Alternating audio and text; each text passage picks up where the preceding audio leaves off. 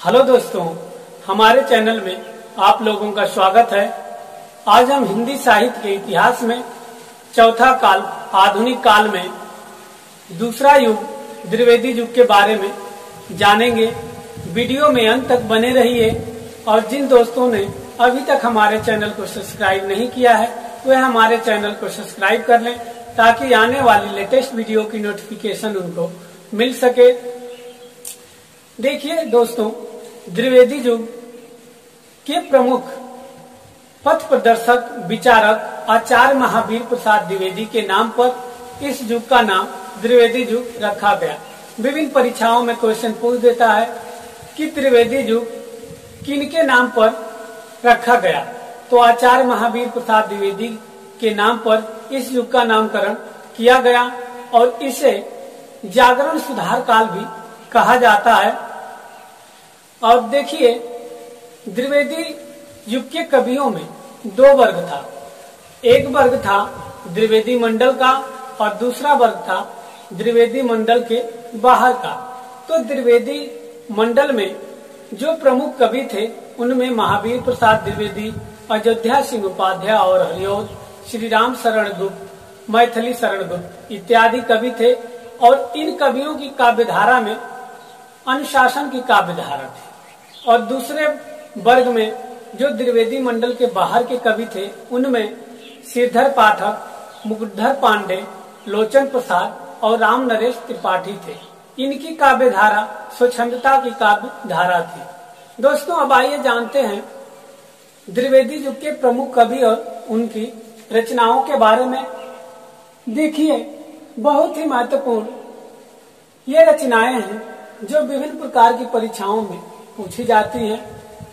तो आइए पहले महावीर प्रसाद द्विवेदी जी के रचनाओं के बारे में जानते हैं। देखिए, इनकी प्रमुख रचना है काव्य मंजूषा, सुमन, कान्य कुंज, अबला बिला। अब आइए अयोध्या सिंह उपाध्याय और हरिऔध की रचनाओं के बारे में जानते हैं। इनकी रचनाएं हैं प्रिय प्रवास। देखिए, ये बहुत इंपॉर्टेंट इनकी रचना है प्रिय प्रवास, जो हमेशा कंपटीशन एग्जाम में पूछी जाती है। दूसरी रचना है पद प्रसून, उसके बाद है चुभते चौपदे, फिर है चोखे चौपदे और आगे है बोलचाल, रस कलश, वैदेही वनवास। देखिए, वैदेही वनवास भी बहुत इंपॉर्टेंट रचना है जो कई बार परीक्षाओं में पूछी जा चुकी है। अब आइए तीसरे कवि श्रीधर पाठक के बारे में जानते हैं। इनकी प्रमुख रचना है बनाष्टक, कश्मीर सुषमा। देखिए, कश्मीर सुषमा में प्राकृतिक सौंदर्य का बहुत ही सुंदर चित्रण किया गया है। आगे है देहरादून, भारत गीत, जार्ज वंदना, बाल विधवा। अब मैथिली शरण गुप्त जी की रचनाओं के बारे में जानते हैं। देखिए, इनकी रचना है रंग में भंग। ये भी बहुत इंपॉर्टेंट रचना है। रंग में भंग, जयध्रथ वध, भारत भारती, पंचवटी, झंकार, साकेत। साकेत बहुत इंपॉर्टेंट रचना है जो परीक्षाओं में अक्सर पूछी जाती है। यशोधरा, द्वापर, जय भारत और विष्णु प्रिया इनकी प्रमुख रचना है। अब आइए जानते हैं मुकुटधर पांडे जी की रचनाओं के बारे में। इनकी प्रमुख रचना है पूजा फूल, कानन कुसुम। अब राम नरेश त्रिपाठी की प्रमुख रचनाओं के बारे में जानते हैं। इनकी प्रमुख रचना है मिलन, पथिक, स्वप्न मानसी। अब अगले नंबर पे है नाथूराम शर्मा। इनकी प्रमुख रचना है अनुराग रत्न, शंकर सरोज और शंकर सर्वस और गर्भरंडा। ये प्रमुख रचनाएं हैं। अब आइए छायावाद युग के बारे में जानते हैं। देखिए, छायावाद युग का समय है 1920 ईस्वी से 1936 ईस्वी तक।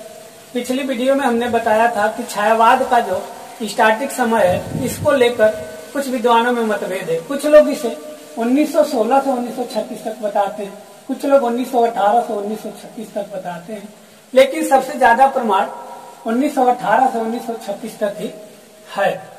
अब आइए जानते हैं छायावाद के अर्थ को।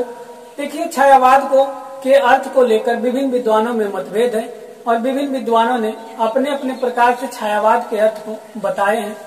जैसे मुकुटधर पांडे ने छायावाद का अर्थ रहस्यवाद बताया है, महावीर प्रसाद द्विवेदी ने अन्योक्ति पद्धति बताया है, आचार्य रामचंद्र शुक्ल ने छायावाद का अर्थ शैली विचित्र बताया है, वहीं नंद दुलारे वाजपेयी जी ने छायावाद का अर्थ आध्यात्मिक छाया बताया है। अब आइए जानते हैं छायावाद के प्रमुख कवि एवं उनकी रचनाएं। देखिए, छायावाद का अर्थ चाहे जो भी हो, लेकिन व्यवहारिक दृष्टि से जयशंकर प्रसाद, सूर्यकांत त्रिपाठी निराला, सुमित्रा नंदन पंत और महादेवी वर्मा, इनकी समस्त कविताओं का घोतक छायावादी है। और ये जो समय है हमने बताया था प्रामाणिकता, इनके आधार पर 1918 से 1936 तक इनकी कविताएं लिखी गई है।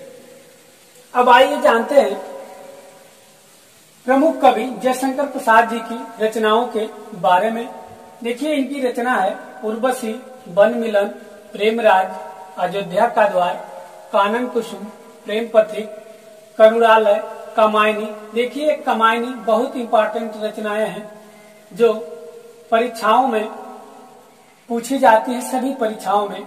आंसू, झरना, लहर और शोको छ्वास, ये बहुत ही इंपॉर्टेंट रचनाएं हैं जो लगभग सभी परीक्षाओं में पूछी जाती है।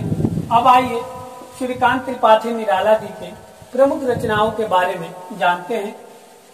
देखिए, इनकी प्रमुख रचना है अनामिका, परिमल, गीतिका, सरोज स्मृति, राम शक्ति की पूजा, तुलसीदास। ये बहुत इंपॉर्टेंट रचना है। देखिए, तुलसीदास जो निराला जी की रचना है, ये 2019 के यूपी टेट में पूछा गया हुआ क्वेश्चन है कि तुलसीदास किसकी रचना है। तो ये निराला जी की रचना है, बहुत इंपॉर्टेंट रचना है जो लगभग सभी कंपटीशन एग्जामों में पूछी जाती है। अब आइए सुमित्रा नंदन पंत जी की रचनाओं के बारे में जानते हैं। देखिए, इनकी रचनाएं बीड़ा, पल्लव, गुंजन, युगांत, युगवाणी, पतझर, लोकायतन, उत्तरवासी, स्वर्णकाव, स्वर्ण किरण और स्वर्ण धूली। अब आइए महादेवी वर्मा जी की रचनाओं के बारे में जानते हैं। देखिए, महादेवी वर्मा जी की रचनाएं हैं निहार, रश्मि, नीरजा, सांध्य। अब आगे धर्मवीर भारती की रचनाओं के बारे में जानते हैं। देखिए, इनकी रचना है अंधायुग, कनुप्रिया, ठंडा लोहा, 7 गीत वर्ष। अब हरिवंश राय बच्चन जी की रचनाओं के बारे में जानते हैं। देखिए, ये जो 3 रचनाएं हैं हरिवंश राय बच्चन की, इसमें मधु शब्द लगा है। अगर कंपटीशन में क्वेश्चन मधु शुरू में रहता है तो ये समझ जाइए कि हरिवंश राय बच्चन जी की रचनाएं हैं। देखिए, मधुबाला, मधुशाला, मधु कलश, सूत की माला, निशा निमंत्रण, आरती और अंगारे, एकांत गीत, सतरंगी, आकुल अंतर। अब आइए रामधारी सिंह दिनकर जी की रचनाओं के बारे में जानते हैं। हुंकार, रेणुका, द्वंद्व गीत, कुरुक्षेत्र, उर्वशी, रसवंती, रश्मिरथी, धूप और धुआं, दिल्ली। देखिए, इनकी कुरुक्षेत्र, उर्वशी, रश्मिरथी, हुंकार, रेणुका, ये बहुत ही इंपॉर्टेंट रचनाएं जो लगभग सभी कंपटीशन एग्जाम में पूछे जाते हैं। अब आइए राष्ट्र कवि माखनलाल चतुर्वेदी जी के बारे में जानते हैं। देखिए, माखनलाल चतुर्वेदी राष्ट्र कवि हैं और इन्होंने राष्ट्र से संबंधित बहुत बेहतरीन रचनाएं लिखी हैं। जैसे देखिए, कैदी और कोकिला, हेमंत किरीटिनी, हेमंत रग्नि और पुष्प की अभिलाषा, बहुत इंपॉर्टेंट ये रचना है। राष्ट्र प्रेम पे लिखी गई है।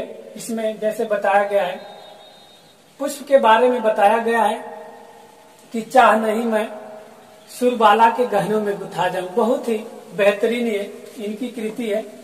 अब आइए जानते हैं कुछ इम्पोर्टेंट क्वेश्चन के बारे में जो हमेशा कंपटीशन में पूछे जा सकते हैं। दोस्तों देखिए, हिंदी साहित्य के इतिहास की पिछली वीडियो की लिंक हमारे इस वीडियो की डिस्क्रिप्शन बॉक्स में आपको मिल जाएगी। अगर पिछली वीडियो आप देखना चाहते हैं तो डिस्क्रिप्शन बॉक्स में लिंक से वीडियो देख सकते हैं। पहले क्वेश्चन के बारे में जानते हैं। देखिए, प्रसाद जी की यह छायावादी के प्रथम कृति कौन है? उर्वशी। प्रसाद जी की प्रथम कृति उर्वशी है और दूसरा है अंतिम कृति प्रसाद जी की कामायनी। इसको ध्यान दीजिएगा, क्वेश्चन पूछा जा सकता है कि प्रसाद जी की प्रथम कृति कौन है? उर्वशी। अंतिम कृति कौन है? कामायनी। उसी प्रकार आइए सुमित्रा नंदन पंत जी प्रथम कृति के बारे में जानते हैं कि कौन है। तो प्रथम कृति इनकी उच्छ्वास है और अंतिम कृति गुंजन है। तो दोस्तों, आपको हमारी वीडियो कैसी लगी? अगर अच्छी लगी हो तो वीडियो को लाइक एंड शेयर करिए और कमेंट बॉक्स में कमेंट जरूर करिए। धन्यवाद।